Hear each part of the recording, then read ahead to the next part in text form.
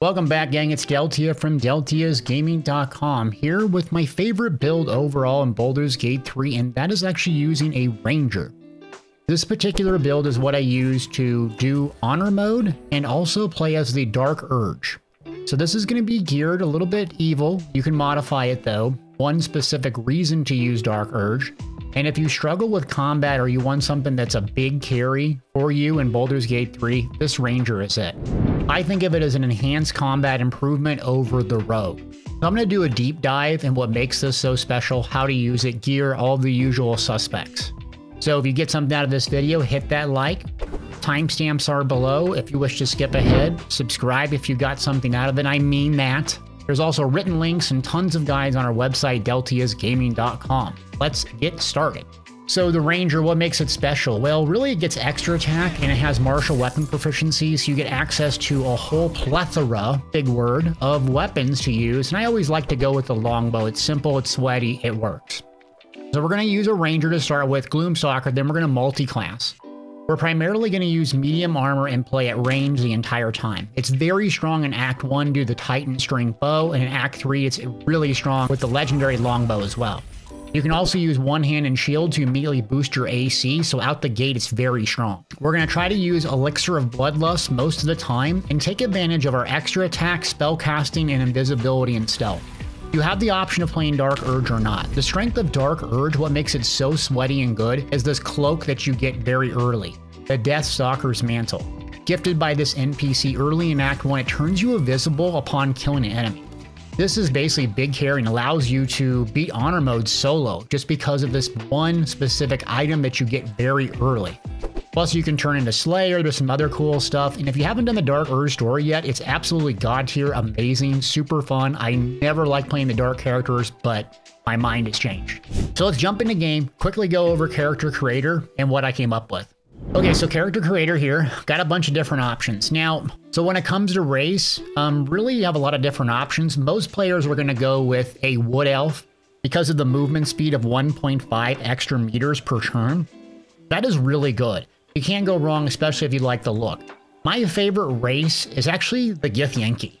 Something about the Githyanki in the lore, if you haven't played it yet, is fantastic. There's so many cool dialogues and cutscenes and different things that you can get with the Githyanki. It's my favorite character of all time. I don't even know why. Astral Knowledge is helpful, so you gain proficiency in a skill. Typically, I go with Intelligence because I don't usually play with a wizard, so that's helpful. Get the Cantrip. And you also get Misty Step at level 5, which is very, very helpful for mobility because you're actually going to get 2 Misty Steps that you can use per short rest. So this has the most movement possible bursting with your bonus action. So we're going to pick the Ranger. The Ranger is not going to get their subclass until level 3. We're going to go into Favored Enemy. These are going to pop up, not mission critical for you to get. Basically, it just depends if you want to use heavy armor or not. You can use this one right here, Ranger Knight, and get heavy armor. It also gives you skill proficiency. I don't find it that valuable to use. So I usually use Bounty Hunter, because if you're going to use Ensnared Strike, range, or melee, you'll have disadvantage on saving throws. When it comes to Natural Explorer here, this guy is really helpful. The Find Familiar, Beast Tamer at the very beginning of the game. These resistances are really nice. The thing about it is the Dark Fire Bow gives you cold and fire, though we're going to be using a Ranger, so that's not going to be as useful for us. We'll probably give it to a melee character or just not use it. Poison is helpful, but really fire and cold are good. If you're going to use this character instead of a rogue, this Urban Tracker can also be helpful because you get proficiency in Sleight of Hand. In general, though, if I'm going for pure performance, sometimes I go with the fire, like that. So for background, I'm going to go with Urchin here because it gets 2 dexterity-based bonuses, so Sleight of Hand and Stealth give me skill proficiency in both. Depending on your roleplay and how you want to play this, just depends on if you change this.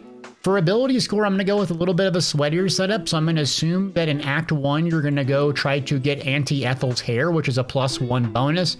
Have a permanent bonus link below if you don't know them and or how to get them.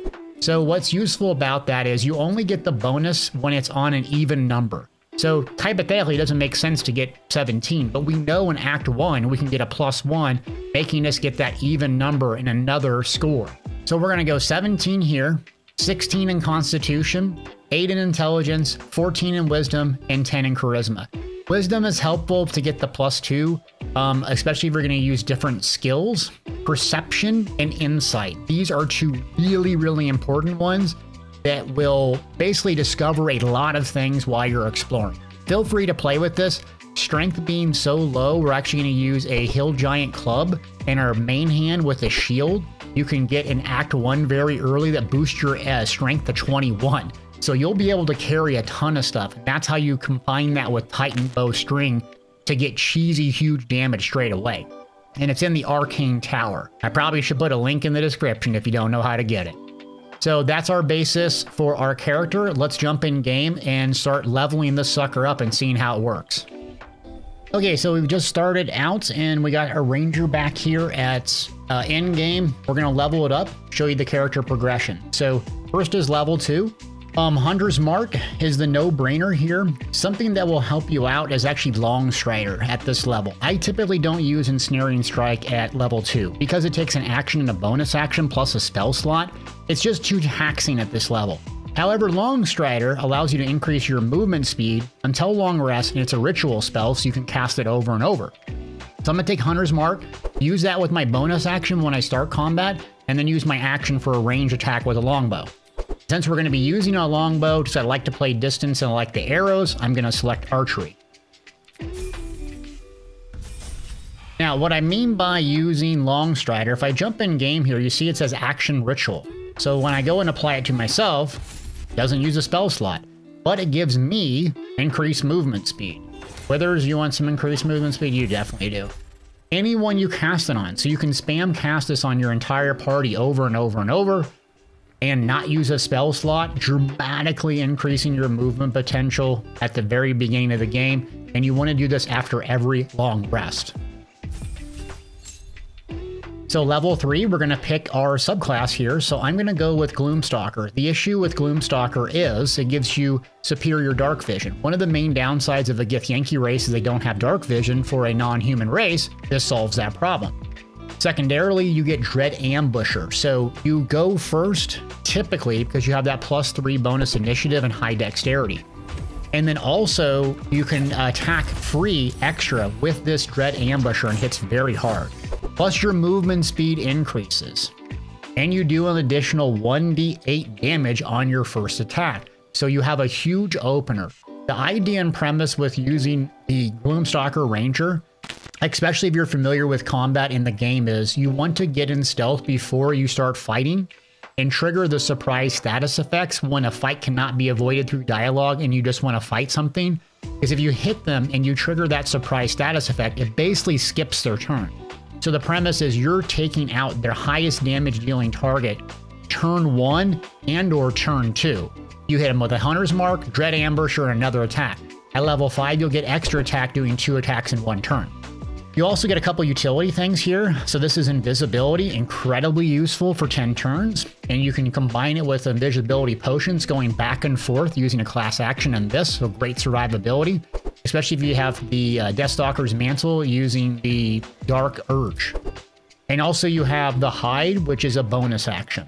As far as spells goes, now would take the obvious time to take Ensnaring Strike. Note on Ensnaring Strike, action and bonus action, extremely costly, and it requires concentration. So typically you're not going to use this with a Hunter's Mark because it's going to drain your spells, tons of resources. Only use this when you need to lock down a target and you can eliminate it, and it's going to come to you and basically nuke you. Githyanki, if you pick that, you're going to get the Jump, which helps jump in exploring while you're going around the open world. Level 4 here, we get a feat and a lot of different options to choose from. But I think the no-brainer is to start out is Sharpshooter. So it's going to do a couple things. Range weapons, it's kind of like the Great Weapon Master for bows. So it's going to give you a -5 penalty, meaning you're less likely to hit the target, but you're going to get +10 damage. The nice thing about this is you can kind of counter that damage penalty with a couple of different things. One would be the Spell Blessed, and 2 would be Oil of Accuracy. Oil of Accuracy can be applied to your weapon, and it lasts for 10 turns. So if you apply that, you get increased chance to land an attack, and that stacks with Blessed. So typically you go into Stealth, hit Enter turn-based mode right here, and apply your oils, refresh the turn, and then attack. That's the best way to trigger that surprise status effect, along with all these oils and or potions ready to go. Now we unlock the Sharpshooter passive, so something to note on Sharpshooter.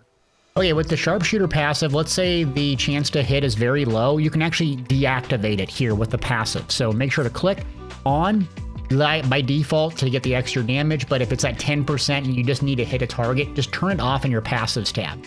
Now level 5 is where stuff starts to get absolutely ridiculous. So you get extra attack, meaning every attack hits twice. This is where the Ranger starts blasting things. You go to spells here and you get level 2. These aren't that important, so Lesser of Restoration can help you in a pinch if someone is like CC and you have to get them out. But really just take something to flex. Sometimes Speak with Animals or Animal Friendship doesn't really help you in combat at all, but it's helpful. And then Spike Gross if you need to basically impair movement in a choke point. I almost never take these spells because I just use the attacks. So just for some utility, Speak with Little Puppy Dogs. Now, your Gloomstalker Ranger is going to have a Misty Step via your level 5 Gloomstalker, plus you're going to get one from Gith Yankee. So you have 2 Misty Steps per long rest, giving you mind-numbing mobility. So now at level 5 with extra attack, a couple things you're going to want to do is Elixir of Bloodlust. Typically after a long rest, you're going to apply this to your #1 killer, which should be the Gloomstalker Ranger. That's going to trigger an extra action when you kill someone. So you're going to apply that, and then you're going to want to have some Potions of Speed on you, because these stack. So Potions of Speed will last 3 turns and give you another action. If you kill a critter with Bloodlust, you'll get another action. 3 actions, 2 attacks per action. Now you want to start collecting arrows. Arrow of many targets, I think, starts showing around level 8 or so. But any arrow that you can get a hold of that gives you elemental effects is going to be very, very helpful because it's just added damage. You can also inspect targets to see what they're weak against and or vulnerable. So make sure to do that to get extra damage with fire, lightning, and so on and so forth. And then again, elixirs and oils are 2 different things. So you can have an elixir of bloodlust running and a drow poison running and just CC everybody with your extra attack. Remember, these last 10 turns, elixirs last until a long rest. So you can apply this one as soon as you're done with the rest, and you can apply the drow poison or some oil on your weapon right before you launch into combat and get almost 9 to 8 turns with it active. Okay, now that we are level 6, the Ranger starts fading in power. So we're going to multi-class to get the most power, combat potential possible, and also some extra utility. So people will tell you the Rogue is great, all this and that. I don't necessarily agree. I'd rather multi-class a Ranger and then get Sleight of Hand and Stealth with the skills or whatever you want, along with Sneak Attack passively. So you come here and then you can go to your skills and change them out. Now, the 2 obvious ones are Sleight of Hand and Stealth. If you're using this character in replacement of a Rogue, you want to max those out as best as possible. If you have a Rogue in your party, you love Astarion for whatever reason, go with Insight and Perception because it really helps detecting special treasure chests and everything else laying around. So not much happens here besides Sneak Attack. So if you don't know how Sneak Attack works, it's the advantage mechanic. So you come into your user interface, go to your spell book, and then you have the Sneak Attack here. Weapon action, it just does it for you passively. So you can come here to reactions and then go here and you can either put ask on or it will do it automatically for it if you don't leave it checked. This just means that you have an advantage against the target. So this could be attacking a target that doesn't know you're there, you're attacking from stealth, or they're engaged with somebody else. This will just give you passive extra damage and just adds to the build for range. So not much happens there. Let's go take another level, and this is really useful here because we're going to get a bunch of different bonus action utility. The main one really is dash and then hide. We're working towards gaining another bonus action. That's why these are really critical for us. So we're going to get those. And then at 3 levels, we're going to get the Thief subclass, which gives us an additional bonus action. So we're going to take that. This other passive, not that good. So why 2 additional bonus actions are helpful is you can apply these oils. Eventually in Act 2, you can actually use Illithid Tadpole Powers if you pass this chair with a bonus action. 2 ones that are just mega are Black Hole and then Mind Blast CC. So you'll have a lot of bonus action utility. You can also use Hunter's Mark, and if you like Ensnaring Strike, you can not really forego the bonus action annoyance and just use that. Plus on turn 1, you're going to have to use a bonus action for Hunter's Mark or Ensnaring Strike, likely, and or a poison. So it really helps you to prevent you missing out on some extra damage. Also, you can use it for Misty Step and then use Cunning Dash as well. So tons of utility with this. Okay, so now we're going to go over and so now we're hitting level 9 and we're still going to take another level here just to get a feat. And so the obvious choice here is to bump up our dexterity. Now you see it says 19. If you have the Hair of Anti-Ethel in Act 1, it will automatically turn over to 20. And you can see here I have 20, one from Anti-Ethel's Boon. You can get another +2 in Act 3 with Mirror of the Lost, getting you to 22 without any gear. So in Act 1, Club of Hill Giant Strength will boost your strength up to 19. This pairs very well with the Titan String Bow you can also get in Act 1 because it's going to add your strength modifier for damage, meaning a +4. So you can use this Titan String Bow basically all the way up until Act 3. Because what you do is you use Elixir of Cloud Giant Strength, boosting your strength to 27. So that's why we have our strength at 8. If you have 8 strength, you take this elixir, last until long rest, and you use Titan String Bow, you can get a massive passive amount of damage and not have to fuss with any ability score, making Titan String Bow one of the best in the game, regardless of what act. And then you don't have to farm a bunch of weapons. Okay, now we're at level 10, and the Rogue doesn't have much power, the Ranger doesn't have much power. So the obvious choice here is the Fighter. Fighter is the best to multi-class in, especially 2 to 3 levels. We are going to take the Defense Fighting Style, which is a +1 to armor class while we're wearing armor. Just help us passively boost up our AC. And then second wind's kind of garbo, we're not going to use it. Now we have level 2 and we get Action Surge, which gives us 1 action per short rest.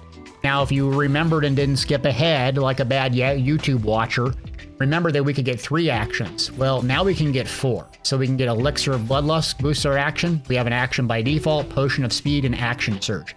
All of these will give us 2 attacks with extra attack, all of which we can use elemental arrows or arrows of many targets. So you can see where the power is in 1 turn, plus you get an extra 1 on your very first turn. You're going to have 2 bonus actions and 9 attacks potentially. Absolutely nuclear missile.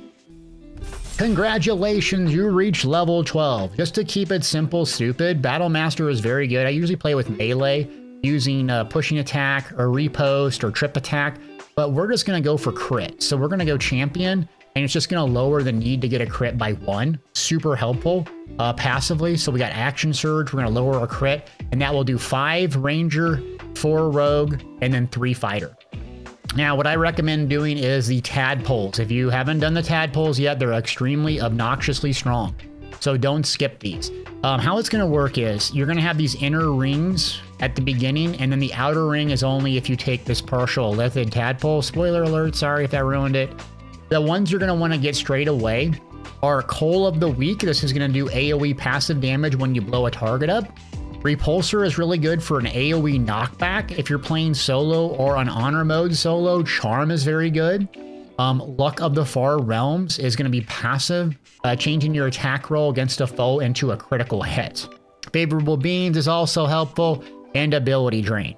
Once you unlock the outer ring and or you do the Act 2 Gith Yankee chair and the Kresh, look for these. So Fly is incredible. Black Hole sucks everything in. You can use a bonus action if you pass the chair dialogue. Slows them, sucks them all in. You do Arrow of Many Targets, completely blows them up.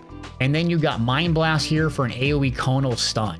These effects make your character look ridiculous, I will say, but it makes it so powerful. So if you're concerned with just combat power and you're tired of not beating Arna mode, just take the dang Tadpole. It's not going to affect you in real life anyways. Get over it. Okay, gear. The simplest way to do gear is I'm just going to pop up a chart of what I used in Act 1 and kind of go over the most important elements. So most important elements, some of this is Act 3, but Deathstalker's Mantle, the Cloak. If you're going to do Dark Urge, this is going to give you invisibility for 2 turns when you kill a target. It's just insane. It really is. And then Archery, Glove of Archery. This is going to increase your damage. Very helpful. And then Boots of Striding, do not sleep on this. What it does is if you have a spell requiring concentration, basically Hunter's Mark, Ensnaring Strike, you can't be knocked prone. This will save you a bazillion CCs. So I take these two as the basis with this, and then I do a Club of Hill Giant Strength with Titan String Bow. Almost everything else is really inconsequential. You'll just destroy everything with just that. And the chest piece, usually the Adamantium Mithril, if I don't skip the Grimforge, because I can't stand doing that quest. When you get to Act 3, I do like Armor of Agility. And I love this this Grand Maul. I probably can't pronounce it, but I can shoot pew pew with it. Gives you a free haste spell, light, +3, so it hits very hard. And it has this enhanced ability, Bolt of Celestial Light. So one of the coolest bows in the game, if not the coolest. And then do not sleep on consumables. They're extremely important. So I would start with Elixir of Bloodlust, collect every single one that you can. Heroism, Oil of Accuracy, and then Potion of Speed. They seem basic and stupid. They're just incredible, and they will carry your movement, survivability, and/or damage. Also, get oils with you and/or poisons to always apply to your weapons prior to combat if you can. If you have a spare bonus action laying around and you haven't applied one, use it in combat. There's no downside of that. Also, start collecting arrows. I rushed through with this character because I wanted to beat Dark Urge quickly to see how the endings change in patch 7, but you should be spending a gazillion amount of gold on all the elemental arrows. When you can save up these purple very rare arrows for specific boss fights that just give you trouble, it makes a world of difference. Also, many targets is just incredible. So a trick you can use is Oil of Combustion with Arrow of Many Targets. It will dot everybody up with this flammable oil, and then you hit them with Smoke Powder Bomb Arrow. And then it blows up, knocks them back. You can knock them off edges and just do AoE kill shots, as some of the clips I've been showing you is using that combo. But it requires you to farm a lot of material and stop at vendors all the time, and I speed through. So if you can see this character, I'm at 25 AC at endgame, and some of the stuff I'm still using from Act 1 is still just fantastic. That's why I love the Rangers. I can do Sword and Board with it just to boost my AC, get a bunch of passives. Huge attack avoidance, but also big carry damage, having range, having invisible, having survivability. So when it comes to gameplay mechanics with this character, it's all about turn 1. So again, you want to apply your oils, blessed, all your buffs pre-buff. If you know a fight's coming and you're familiar with combat, get in stealth and then activate turn-based combat.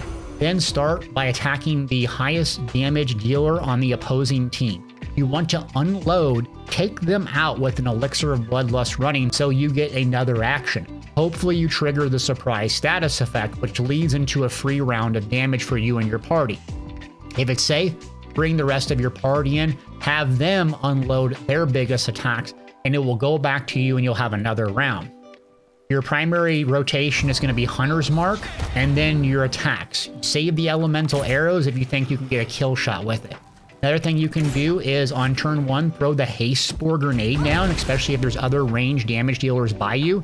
You can step in and out of it, and it will give you a haste for a turn. Also, other players on your team and/or other enemies can step in and out of it as well.